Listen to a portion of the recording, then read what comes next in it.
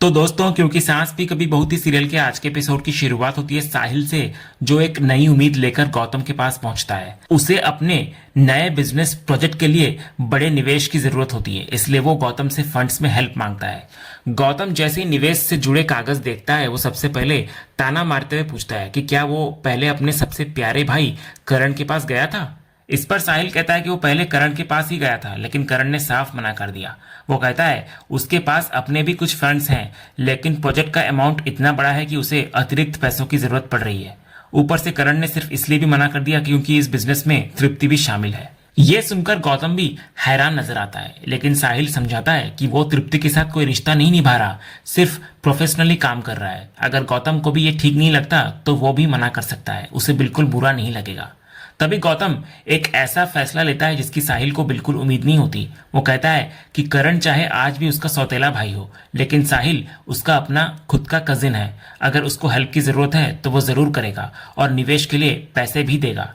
ये सुनते ही साहिल के चेहरे पर खुशी लौट आती है। वो तुरंत गौतम का धन्यवाद करता है, लेकिन गौतम उसे एक जरूरी सलाह भी देता है। वो कहता है कि बड़े भाई होने के नाते सिर्फ इतना कहना चाहता है वो कि तृप्ति के साथ काम करना उसका फैसला जरूर है, लेकिन उस औरत पर जरा भी वो भरोसा न करे। वो बिल्कुल भी भरोसे के लायक नहीं है। तो साहिल भी भरोसा दिलाता है कि वो ये बात हमेशा याद रखेगा। हर काम पूरी तरह कानूनी तरीके से होगा और बिना सोचे समझे कोई कदम वो नहीं उठाएगा। इसके बाद गौतम उसको शुभकामनाएं देता है और साहिल धन्यवाद कहकर वहां से निकल जाता है। उधर दूसरी तरफ शांति निकेतन में समायरा को देखने के लिए लड़के वालों के आने का समय हो चुका होता है। करण बार बार नंदिनी से पूछ रहा होता है कि सारी तैयारियां ठीक से हो गई या नहीं। तो नंदिनी उसको समझाती है कि सब कुछ तैयार है, बार बार चिंता करने की जरूरत नहीं है। घर में स्नैक्स भी तैयार है, अब बस मेहमानों के आने का इंतजार है।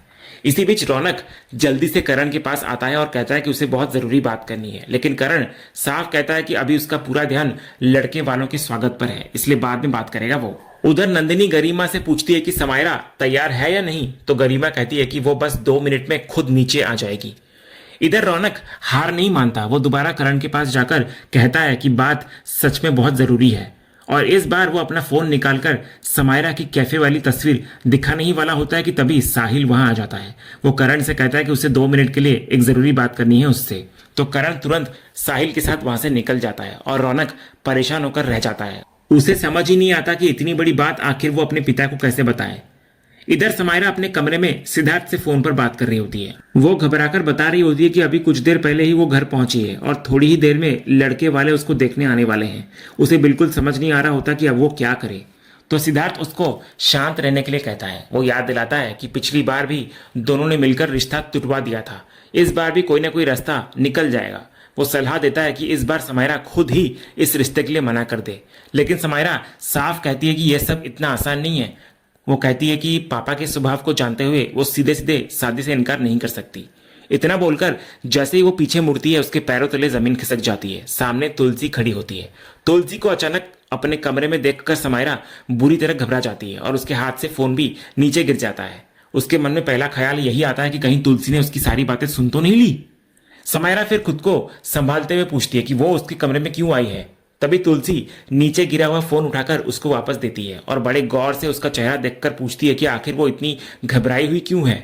तो समायरा बार बार यही कहती है कि सब कुछ ठीक है, लेकिन अगले ही पल समायरा नाराज हो जाती है। वो कहती है कि बिना दरवाजा खटखटाए किसी के कमरे में आना और उसकी निजी बातें सुनना गलत है, चाहे ये घर उनका ही क्यों ना हो। कम से कम बुनियादी शिष्टाचार तो होना चाहिए। तुलसी उसकी बात सुनकर हल्का सा मुस्कुराती है और कहती है कि अब शायद उसे अपने ही पोते पोतियों से तौर तरीके सीखने पड़ेंगे। फिर वो साफ कहती है कि वो उसकी बातें सुनने नहीं आई थी, किसी और काम से कमरे में आई थी, लेकिन समायरा खुद इतनी ऊंची आवाज में बात कर रही थी कि कुछ बातें उसके कानों तक पहुंच गई। इसके बाद तुलसी बेहद शांत लेकिन भावुक अंदाज में समायरा को समझाती है। वो कहती है कि वो ना दादी होने के नाते बात कर रही है और ना ही करण की माँ होने के नाते, बल्कि सिर्फ एक औरत होने के नाते उसको समझाना चाहती है। तुलसी कहती है कि वो अच्छी तरह समझ सकती है कि जब पिता बहुत सख्त होते हैं तो उनसे अपने दिल की बात कहना कितना मुश्किल हो जाता है, लेकिन अगर समायरा सच में अपने पिता से प्यार करती है तो उसे एक बार ठंडे दिमाग से जरूर सोचना चाहिए। वो याद दिलाती है कि जो रिश्ता आने वाला है वो करण के सबसे करीबी दोस्त के बेटे का है। अगर बाद में सच सामने आया तो सिर्फ ये रिश्ता नहीं टूटेगा, बल्कि दोनों परिवारों के रिश्तों में भी दरार आ जाएंगी। सबसे बड़ा झटका करण को लगेगा क्योंकि उसे अपनी बेटी पर पूरा भरोसा है और जब किसी माँ बाप का अपनी संतान पर भरोसा टूटता है तो उसकी चोट जिंदगी भर नहीं भरती। इसलिए तुलसी आखिरी बार समायरा से कहती है कि अगर उसकी लाइफ में सचमुच कोई है तो देर होने से पहले अपने माता पिता को सब सच वो बता दे। हो सकता है वे नाराज हों, डांटे, उसकी बात पर यकीन भी ना करें, लेकिन कम से कम बाद में उस पर यह आरोप तो नहीं लगेगा कि उसने अपने परिवार को धोखा दिया और अपने पिता का भरोसा तोड़ दिया। इतना समझाकर तुलसी वहां से चली जाती है, लेकिन उसके जाते ही समायरा गहरी सोच में डूब जाती है। अब उसके सामने सबसे बड़ा सवाल यही होता है कि क्या वो अपने प्यार को बचाए या फिर अपने पिता के भरोसे को। अगले सीन में हम देखते हैं कि करण को पता चलता है कि साहिल फंड्स के इंतजाम के लिए गौतम के पास गया था। यह सुनते ही करण हैरान नजर आता है और उससे पूछता है कि आखिर वो पैसों के लिए गौतम के पास क्यों गया। इस पर साहिल बिल्कुल शांत होकर कहता है कि सबसे पहले तो वो करण के पास ही आया था, लेकिन जब करण ने साफ मना कर दिया तब उसके पास कहीं और से पैसों का इंतजाम करने के अलावा कोई रास्ता नहीं बचा। इसलिए वो गौतम के पास गया और सिर्फ एक बार बात करने पर ही गौतम उसकी हेल्प के लिए तैयार भी हो गया। ये सुनकर करण नाराज नजर आता है। वो साहिल को याद दिलाता है कि जब उसके पास कोई काम नहीं था तब उसी ने उसका साथ दिया था, उसे काम दिलवाया था और उसका बिजनेस खड़ा करने में उसकी हेल्प की थी। लेकिन आज सिर्फ एक खास वजह से उसने पैसे देने से मना किया कर दिया तो साहिल सीधे गौतम के पास चला गया। तो साहिल भी इधर अपनी बात साफ कर देता है। वो कहता है कि उसे पता है करण और गौतम के बीच बिल्कुल नहीं बनती, लेकिन वो दोनों भाइयों की लड़ाई में नहीं पिसेगा। उसे जब जिस भाई ने जरूरत के वक्त सहारा दिया वो उसी के पास चला गया। फिर वो करण से उल्टा सवाल करता है कि जब वो खुद तृप्ति और सुभाष के साथ खुलेआम बिजनेस कर सकता है तो अगर वो वही काम करे तो गलत कैसे हो गया। उसे करण का यह दोहरा रवैया बिल्कुल समझ नहीं आता। इस पर करण फिर समझाने की कोशिश करता है कि वो ये सब अपनी मर्जी से नहीं कर रहा। उसे पहले से पता नहीं था कि सुभाष की पत्नी तृप्ति है। अगर उसके बस में होता तो वो तृप्ति और सुभाष दोनों का चेहरा तक देखना पसंद न करता। सुभाष के साथ काम करना और तृप्ति का नाम उसके साथ जुड़ना उसकी मजबूरी है। और सच तो ये है कि वो आज भी तृप्ति से नफरत करता है। लेकिन साहिल भी पीछे नहीं हटता। वो कहता है कि वो भी तृप्ति से कोई प्यार नहीं करता और ना ही उसका उससे कोई रिश्ता बचा है। अगर करण इतनी नफरत करने के बावजूद उनके साथ बिजनेस कर सकता है तो उसे भी वही करने देना चाहिए। इतना बोलकर साहिल वहां से निकल जाता है, लेकिन इन दोनों को बिल्कुल पता नहीं होता कि कमरे के बाहर खड़ी समायरा उनकी पूरी बातचीत सुन चुकी होती है।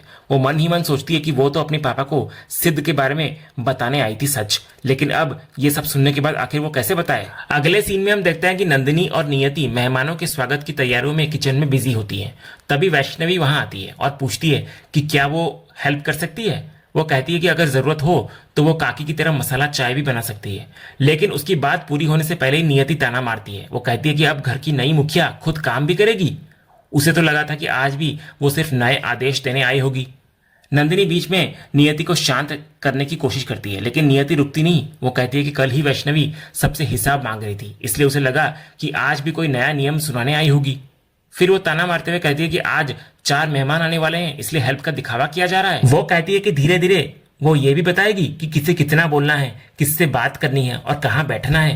हर चीज का हिसाब वही रखेगी।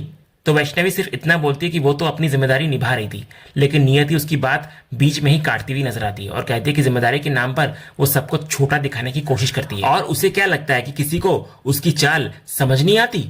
तो बेबस होकर वैष्णवी दामिनी के पास जाती है और उससे कहती है कि कम से कम वो तो सच बताए कि उसका इरादा गलत नहीं है। लेकिन दामिनी साफ कहती है कि उसे बहुत काम है और वो इस विवाद में नहीं पड़ना चाहती।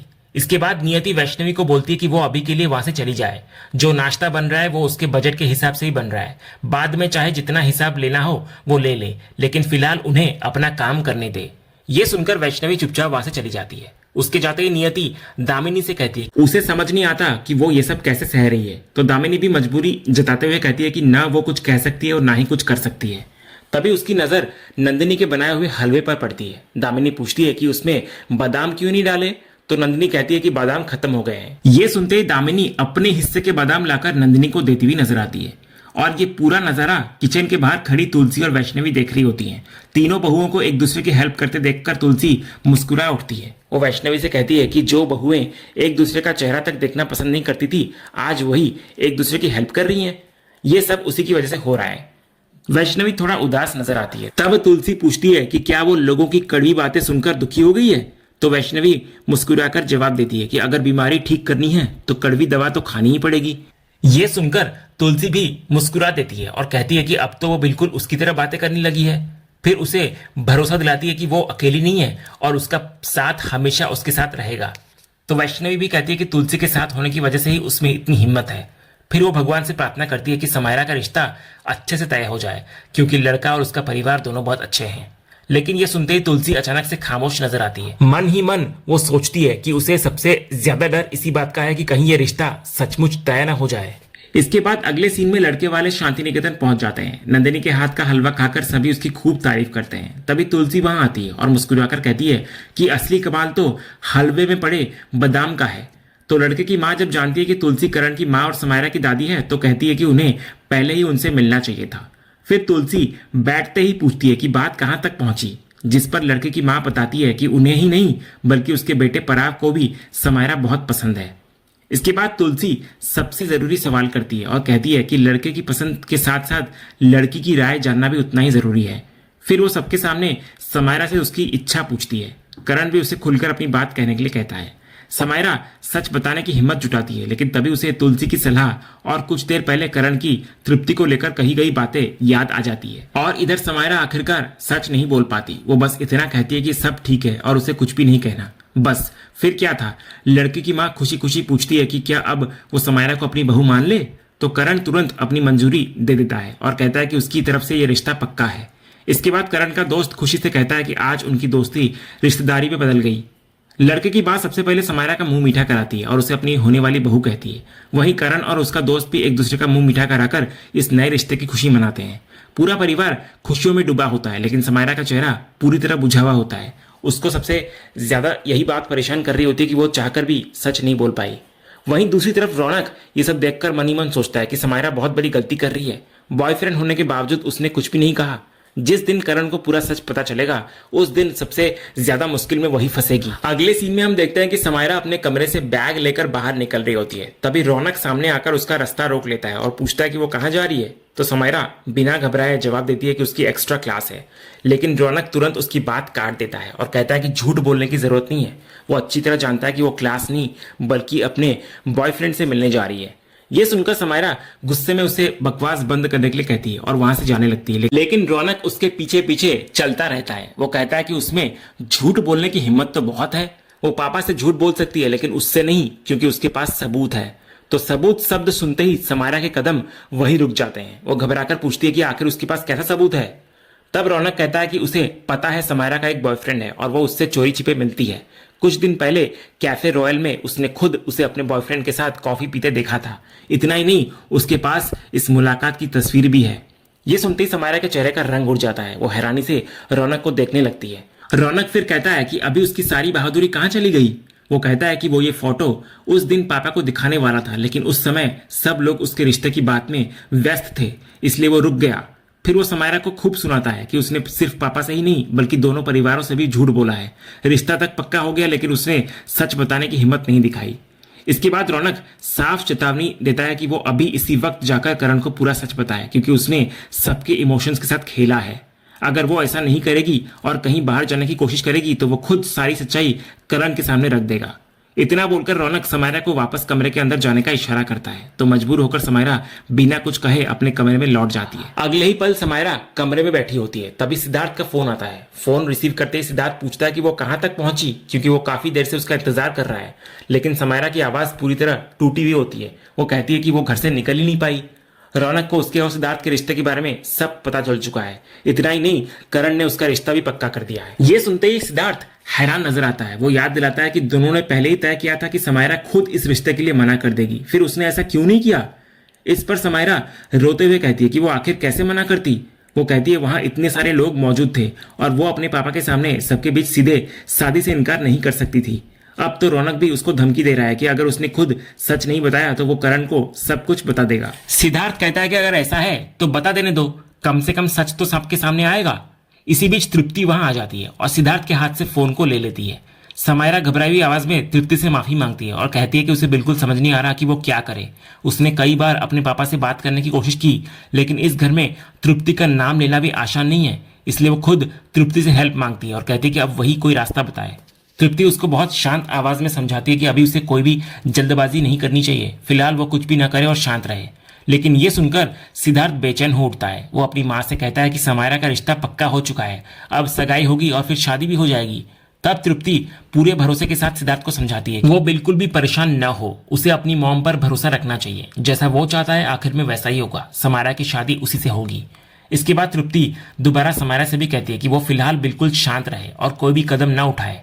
इतना बोलकर वो फोन काट देती है। इसके बाद वो सिद्धार्थ को भी अंदर जाकर आराम करने के लिए कहती है और भरोसा दिलाती है कि सब कुछ ठीक हो जाएगा। तो सिद्धार्थ अपनी मॉम की बात मानकर वहां से अंदर चला जाता है और इधर तृप्ति मुस्कुराते हुए कहती है कि शादी तो तेरी समायरा से ही होगी, वरना मेरा प्लान कैसे पूरा होगा बेटा। और इसी सीन के साथ आज का ये एपिसोड यहीं पर खत्म होता है। तो दोस्तों, आपको क्या लगता है, क्या समायरा आखिरकार करण को सिद्धार्थ के बारे में सच बता पाएगी या फिर तृप्ति की नई चाल पूरे वीरानी परिवार की जिंदगी बदल देगी? अपनी राय हमें कमेंट में जरूर बताइए। अगर वीडियो पसंद आई हो तो इसे लाइक करें और चैनल को सब्सक्राइब करें और ऐसे ही हर लेटेस्ट एपिसोड सबसे पहले पाने के लिए बेल आइकन भी जरूर दबा दें। मिलते हैं अगले एपिसोड के अपडेट के साथ, तब तक के लिए धन्यवाद।